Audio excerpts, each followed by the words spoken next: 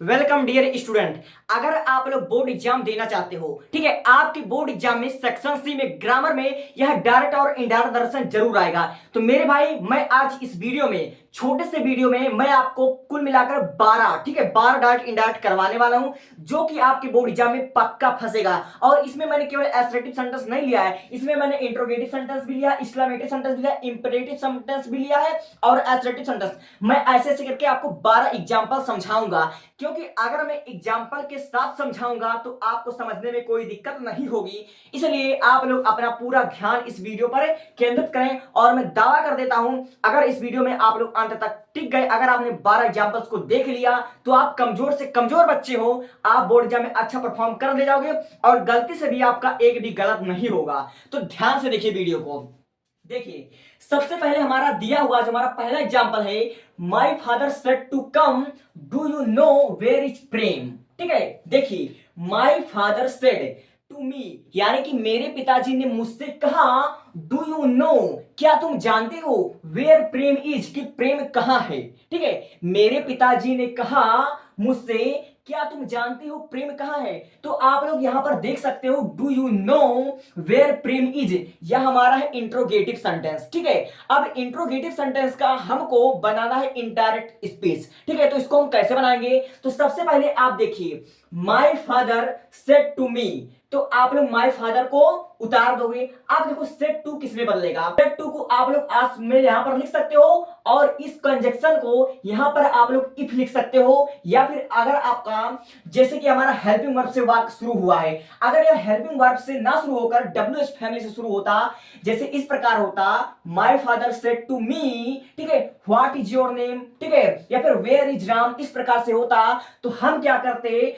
Conjunction के स्थान पर वही व्हाट लगा देते। लेकिन देखिए, आप इसको ध्यान से समझिए, लिखा my father said to me, तो यहां पर आप सबसे पहले लिखिए, चूंकि इंट्रोगेटिव है तो आप लोग लिखोगे, ठीक है, माय फादर, ठीक है, FATHER, my father asked me, ASKED, asked me, आपने यहां पर लिखा। अब देखिए, इस इन्वर्टेड कामा की जगह पर, ठीक है, आप लोग यहां पर इफ का प्रयोग करोगे कंजक्शन के रूप में। अगर यह असर्टिव सेंटेंस होता तो यहां पर आप लोग दैट का प्रयोग करते, लेकिन यहां पर चूंकि हमारा इंट्रोगेटिव सेंटेंस है, हेल्पिंग वर्ब से शुरू हुआ है, इसलिए यहां पर कंजक्शन के स्थान पर आप लोग लगाओगे इफ लगाओगे। ठीक है, अब देखिए, आपने तो इतना बना लिया, my father asked to me if. अब देखिए, इफ है, ठीक है, इफ के बाद हमारा दिया हुआ है, do you know where Prem is. ठीक है, अब हमारा जो यू है, यह हमारा है सेकंड पर्सन, यू हमारा सेकंड पर्सन। अगर आपने SON फार्मूला अगर आपने पढ़ा होगा, तो आपको पता होगा कि जो हमारा फर्स्ट पर्सन होता है वह हमारा सब्जेक्ट के अनुसार चेंज होता है। ठीक है, सब्जेक्ट के अनुसार चेंज होता है, और जो सेकंड पर्सन होता है वह हमारा ऑब्जेक्ट के अनुसार चेंज होता है। ठीक है, और जो हमारा थर्ड पर्सन होता है वह नो चेंज होता है। ठीक है, वह नो चेंज होता है। अब यू हमारा है सेकंड पर्सन, ठीक है, यू हमारा सेकंड पर्सन है, तो इसलिए हमारा यू जो चेंज होगा वह अकॉर्डिंग टू मी के अनुसार चेंज होगा। ठीक है, तो मी के अनुसार चेंज होगा। तो आप लोग मी का सब्जेक्टिव केस क्या होगा, अच्छे से जानते हो कि मी का सब्जेक्टिव केस जो होगा वह होगा आई, तो यहां पर लिखोगे आई। ठीक है, अब देखिए, डू यू नो, यह हमारा कौन सा सेंटेंस है, ठीक है, यह हमारा जो है वह इंट्रोगेटिव सेंटेंस है, और कौन सा टेंस है, यह हमारा प्रेजेंट इंडेफिनिट टेंस है। ठीक है, यह हमारा प्रेजेंट इंडेफिनिट टेंस है। तो प्रेजेंट इंडेफिनिट टेंस किस में चेंज होता है, present indefinite tense past indefinite tense में चेंज होता है। ठीक है, तो यहां पर आप लोग देखिए, अब जो हमारा दिया हुआ है, डू यू नो प्रेम, इस इंट्रोगेटिव को आप लोग अफर्मेटिव में चेंज कर लोगे। ठीक है, तो यहां पर है नो, तो नो को आप लोग न्यू में कर दोगे। इसको जब आप लोग पास्ट में बनाओगे, तो देखिए, पास्ट टेंस में, ठीक है, पास्ट इंडेफिनिट में, अफर्मेटिव में हमेशा वर्ब की सेकंड फॉर्म लगता है, तो यहां पर लिखोगे आई न्यू, ठीक है, KNEW, न्यू आप लोग लिख दोगे। अब देखो, वेयर प्रेम इज, तो इसको आप लोग यहां पर उतार लोगे, WHERE, वेयर, ठीक है, प्रेम, PREM, प्रेम, यहां पर आपने लिख दिया। अब देखिए, यहां पर लिखने के बाद जो आपका इज होगा वह वाज में बदल जाएगा, और चुपचाप यहां पर आप लोग फुल स्टॉप लगा दोगे। तो इस प्रकार हमारा पहला बन गया, my father said to me, do you know where Prem is, मेरे पिताजी ने मुझसे कहा कि प्रेम कहां है। ठीक है, क्या तुम जानते हो कि प्रेम कहां है, तो इसका हो जाएगा, my father asked me if I know where Prem is. इस प्रकार से हमारा बन गया, यह था हमारा इंट्रोगेटिव।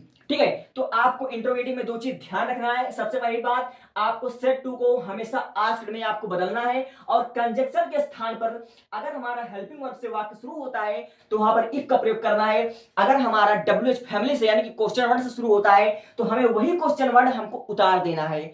उम्मीद करता हूं आपको पहला समझ में आ गया होगा। अब इसी प्रकार देखो दूसरा, द बॉय सेड। ठीक है, एक लड़के ने कहा, एलास हाय I have waste my time.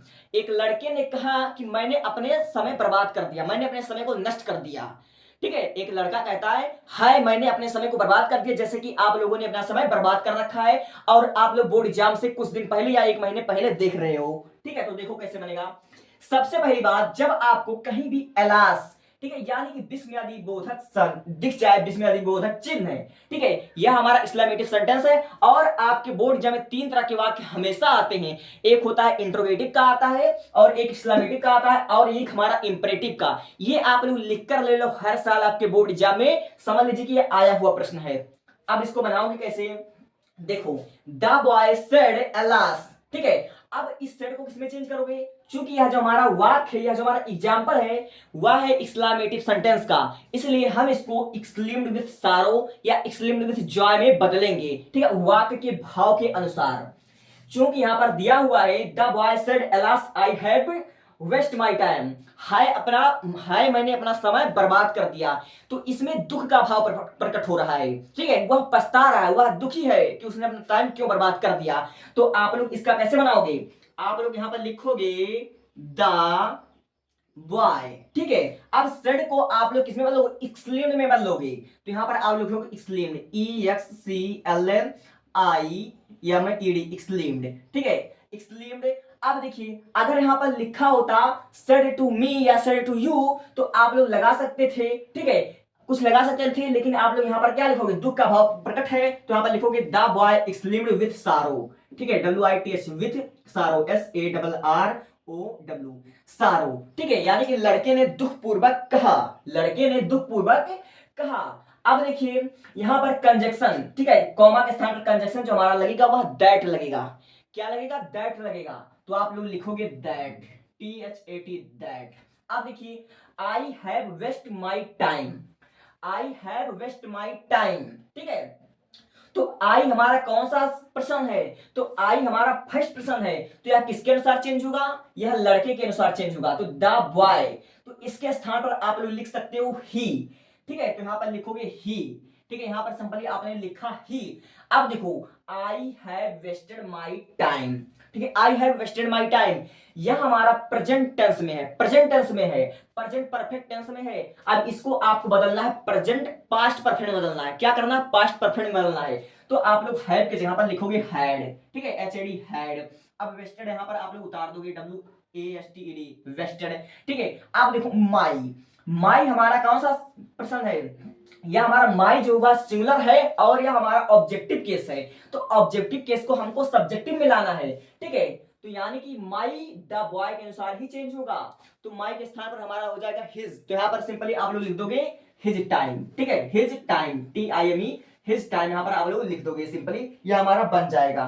ठीक है, तीसरा हमारा दिया हुआ है, he said to his friend please give me your book. देखिए, दिया हुआ हमारा he said to me his friend. ठीक है, he said to his friend, उसने अपने दोस्त से कहा please give me your book. ठीक है, कृपया अपनी किताब मुझे दो। ठीक है, कृपया अपनी किताब मुझे उधार दो या चाहे से, यानी कि उसमें प्लीज शब्द, जहां पर कभी भी आपको विनती, रिक्वेस्ट शब्द आ जाए, आप लोगों को क्या करना है, ठीक है, आप उसको समझ जाए कि वह इंपरेटिव सेंटेंस है। ठीक है, जब भी कभी आज्ञा देना, प्रार्थना करना, विनती करना, ऐसे शब्द आए तो हमारा इंपरेटिव सेंटेंस है। तो इसको कैसे बनाते हैं, ठीक है, तो इसमें जो हमारा सेड टू होगा उसको आप लोग रिक्वेस्टेड टू में बदलेंगे। ठीक है, रिक्वेस्टेड टू में बदलेंगे। तो ये हमारा कैसे बनेगा, ठीक है, यहां पर आप लोग लिखोगे, ठीक है, ही। अब सेड टू को बदलोगे रिक्वेस्टेड टू में, REQUESTED, रिक्वेस्टेड। ठीक है, अब किससे प्रार्थना कर रहा है, किससे विनती कर, अपने दोस्त से, तो लिखोगे हिज फ्रेंड, लिखोगे आप लोग हिज फ्रेंड। ठीक है, हिज फ्रेंड। अब देखिए, he requested to his friend. अब यहाँ कॉमा के स्थान पर आपको टू का प्रयोग करना है, ठीक है, टू का प्रयोग करना है, ठीक है। तो यहाँ पर लिखोगे टू। अब टू लगाने के बाद ये हमारा जो ब्रिज है वह हट गया। अब देखिए, अब आपको ये उतार देना है मगर। अब टू के बाद आप लोग गिव उतार दोगे, GIV गिव उतार दोगे। अब देखिए मी हमारा कौन सा पर्सन है, मी हमारा फर्स्ट पर्सन का ऑब्जेक्टिव केस है। अब इसको हमको लाना सब्जेक्टिव केस में। तो मी किसके अनुसार बनेगा, मी ही के अनुसार बदलेगा, ठीक है, मी ही के अनुसार बदलेगा, ठीक है। तो यहां पर ही के स्थान पर आप लोग लिखोगे हिम, ठीक है, यहां पर लिखोगे आप लोग हिम। यहां पर सिंपली आप लोग लिखोगे हिम, और हिम किसके अनुसार है, ही के अनुसार हिम लिखोगे। अब देखो यहां पर रहेगा योर बुक, ठीक है, योर बुक रहेगा। अब योर बुक ये हमारा, चूंकि योर बुक के स्थान पर हम योर भी हमारा सेकंड पर्सन है, और जब सेकंड पर्सन है तो वह किसके अनुसार चेंज होगा, यह हमारा हिज पर्सन, हिज फ्रेंड, यह हमारा ऑब्जेक्ट के अनुसार चेंज होगा। तो हिज फ्रेंड इसके स्थान पर आप लिखोगे हिज बुक। तो यहां पर लिख दोगे हिज बुक, ठीक है, हिज बुक आप लोग सिंपल यहां पर लिख दोगे, ठीक है। तो आप लोग देख सकते हो कितनी आसानी से बन गया। दिया था हमारा he said to his friend, उसने अपने दोस्त से कहा please give me your book, कृपया अपनी पुस्तक मुझे दो, ठीक है। तो इसका हमने बनाया ही request his friend to give me his book, यानी कि उसने अपने दोस्त से किताब मांगने की प्रार्थना की या विनती किया। तो उम्मीद करता हूं यह तीनों आपको बहुत अच्छे से समझ में आया होगा।